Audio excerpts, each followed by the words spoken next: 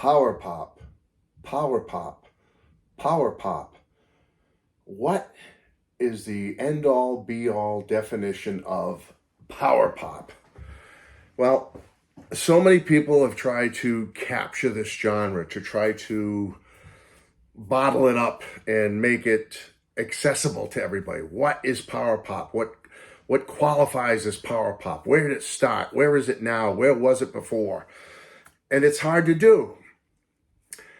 There's a lot of different people here in the vinyl music community that have made numerous videos about power pop, myself included, and trying to generate interest for this genre. I think it's one of the greatest genres of rock and roll ever. It's certainly my favorite genre in the rock and roll category. I love power pop, and anyone who's watched my channel knows I love power pop. Well, I guess you could go with a few strong terms to define what is power pop, what music qualifies as power pop.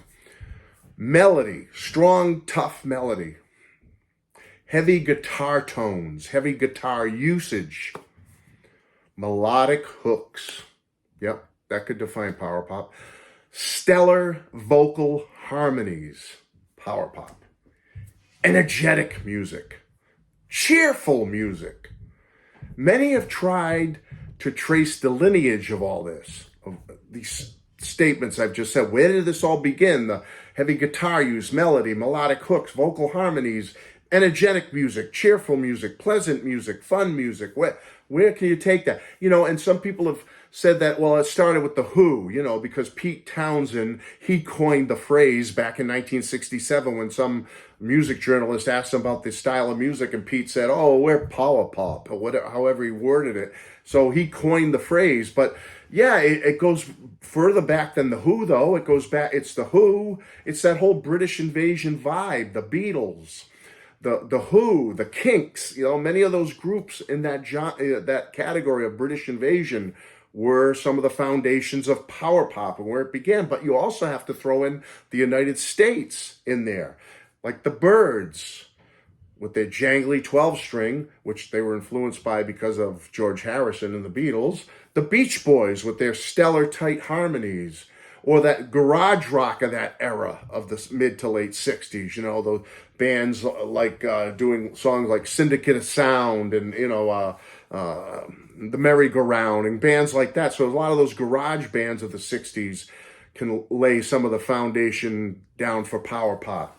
But I think it goes further back than that. I think it goes back, for me anyway, Matthew Street, if you ask me where was that first brick laid for power pop, I think it goes back to the 50s rock and roll pioneers. I really do, because I think that if you look at some of those greats in the 50s, the machine gun power of Jerry Lee Lewis and Little Richard on that piano, that power was there with Jerry Lee and Little Richard. Those power bar chords of Chuck Berry, okay? That lays that first brick. Or those beautiful stellar harmonies of the Everly Brothers, okay? Right there, 2-part harmony. I mean, that lays some of it. So and then you got it takes a lot of that. You take the melody and the hooks of Buddy Holly and the Crickets, and the template of 2 guitars, bass, and drums with Buddy Holly and the Crickets. That definitely influenced the Beatles, right? The Beatles were heavily influenced by Buddy Holly and many of the original rock pioneers. So when you look at it all, who epitomizes it all? Who takes those 50s rock pioneers and pulls them in and makes them their own, and also influences many of the artists around them in the 60s? Well, I'm sorry, folks. I think if you want to lay it all down there's a lot of different influences from the 50s and other U.S. bands of the 60s and British invasion, but it all comes down to the Fab Four. It comes down to the Beatles. The Beatles epitomize power pop. Power pop equals Beatles-styled pop music, in my opinion. Okay? That's my opinion. So what I want to try to do today is, and I'll try to get through this quick, I have 10 of them and a few honorable mentions. I am here to list mine, okay? But they might be yours. You may say, how could you miss this, Matt? Or you may say, I love you, Matt. I picked that too. But it doesn't matter. We're all individuals. We all have the right to pick what we think. These are my top 10 Beatles power pop songs. The Beatles top 10 power pop songs is the way I'll probably word it in my thumbnail or whatever. So let's go. I've got my top 10 listed from 10 down to the numero uno one Beatles power pop song. And I'm going to there were so many, though, that I wanted to put in here, but I wanted to keep it to 10. So I do have a few honorable mentions, and let's go through this quickly right now. Honorable mention, Beatles songs that are some of my favorite power pop songs or were the foundation for power pop. And the first one, and I'm going to be using the US albums pretty much to do this just because it's fun and it's different, okay? Please Please Me. Honorable mention, Beatles, one of the originals from their first album, Please Please Me in the UK. Definitely foundation of power pop, that song, Please Please Me. Honorable mention number 2 from A Hard Day's Night, Tell Me Why. Wow, that, again, go back to melodic hooks, heavy guitar use, vocal harmonies, energetic, cheerful. Yeah, I'm not going to say it every time with every song, but you get it on Tell Me Why, absolutely for sure. 8 Days a Week, honorable mention, Beatles power pop song, perfection, epitomized, okay? Ticket to Ride, the power, the harmonies, the guitar, the hooks, Ticket to Ride. Gotta have it in there. How can you not have Ticket to Ride in there? Nowhere Man epitomizes an honorable mention for Beatles power pop. Nowhere Man. And again, I know I'm using the US albums. I know it's on the British Rubber Soul or whatever. Okay.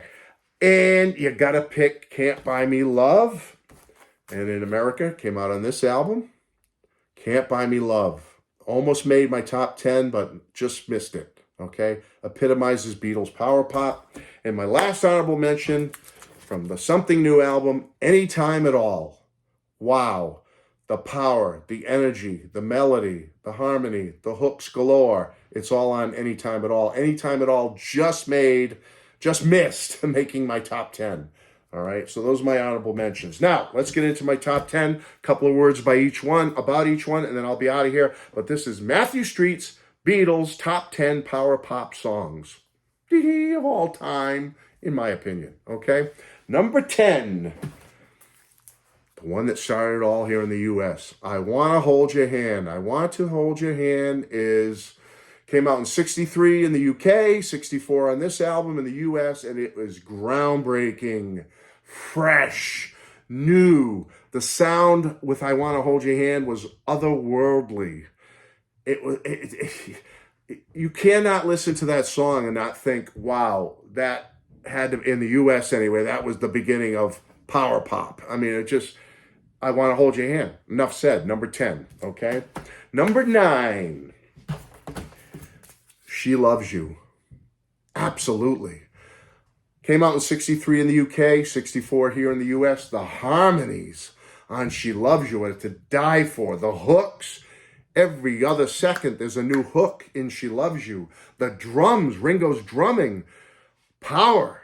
Power pop is known for drumming, powerful drumming. Ringo's got it on She Loves You. The power of the song itself, the energy level, the cheerfulness of the song. You got to pick She Loves You. My number 9 Beatles power pop song. Number 8, and I took out an album for this one, from the White Album. This is the latest period Beatles song that I consider to be in my top 10 power pop songs. Birthday from 1968 makes number 8. I know sometimes you get sick of hearing it on the radio. It's played all the time, especially on Sirius XM. But isn't it catchy? Birthday is just so catchy. It just hooks, pull you right in. The guitar riffs on Birthday, the guys in Cheap Trick took note of the guitar fills and riffs on Birthday because they've utilized them over and over again, in their own way. But they definitely love the song Birthday and Cheap Trick. Let's be honest. They took note of that song. And the power of it, the melody, it just grabs you. Number 8, Birthday, Beatles power pop song. Moving up, number 7. The number 7 Beatles power pop song comes from this album in the United States, and it's called I Feel Fine. Number 7 best Beatles power pop song. 1964, release, and the heavy guitars, and I Feel Fine. Come on, it's upbeat. Again, hooks galore vocally. The hooks vocally and the riffs, the guitar riff in this song, the one that keeps, and the feedback at the beginning. Classic power pop. I Feel Fine. Had to make number 7. Definitely made the top 10, that's for sure. Number 6, going back to this album. Number 6 Beatles power pop song, Paperback Writer. Yep, has to be in the top 10, folks. 1966 release. And that guitar riff, that hooky guitar riff in Paperback Writer, it screams what came decades later in power pop, what it influenced, what it did, the power chords, the vocal bliss of Paperback Writer, the strong rhythm in Paperback Writer. Power pop, Beatles power pop, A+, number 6. Now, onto the top 5 Beatles power pop songs of all time. Number 5,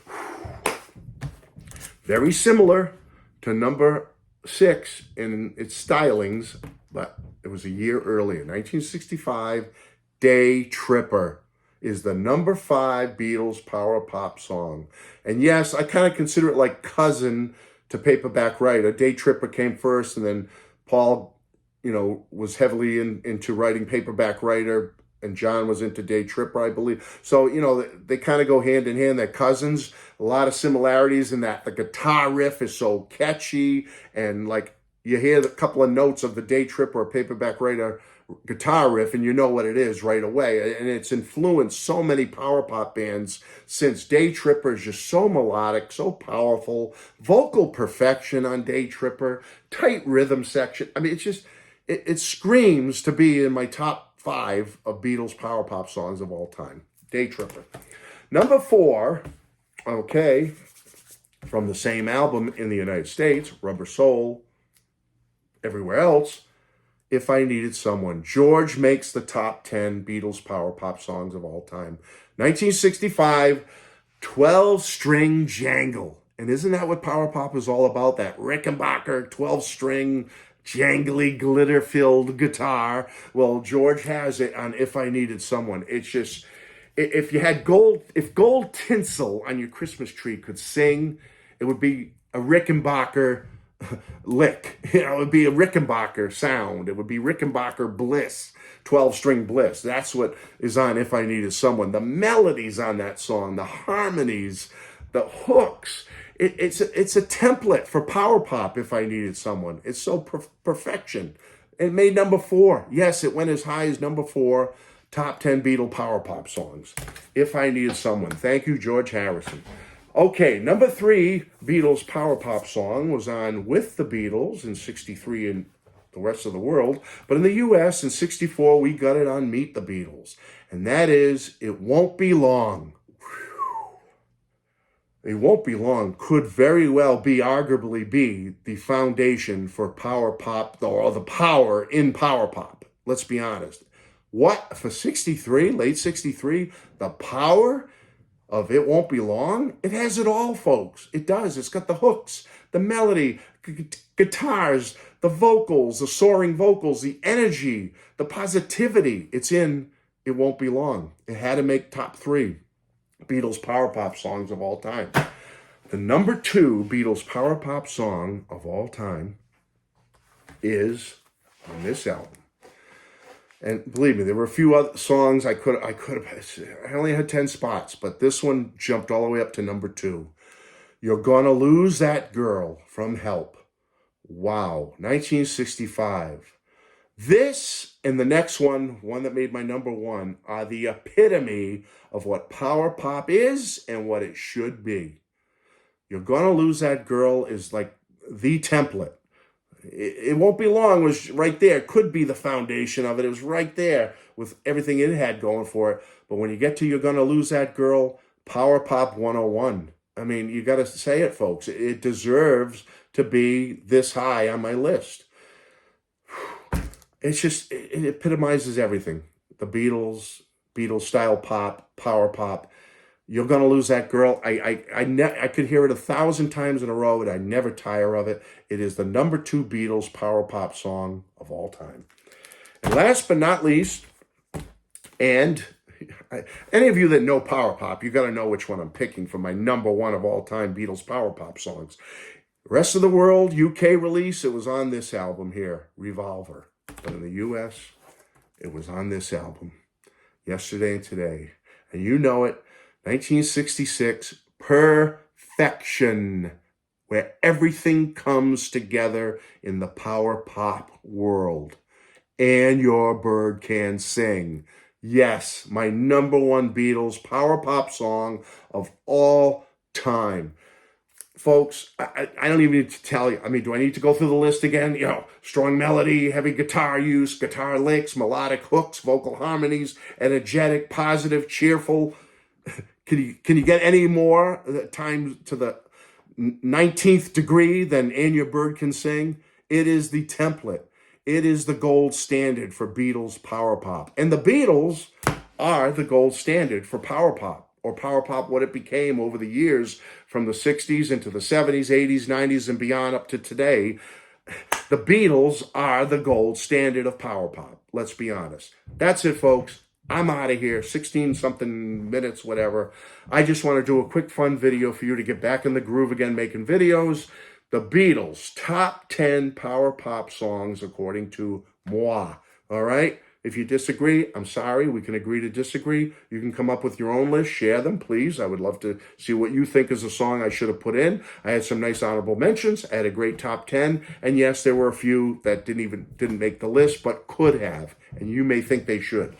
Let me know about them. I love you. Bye-bye.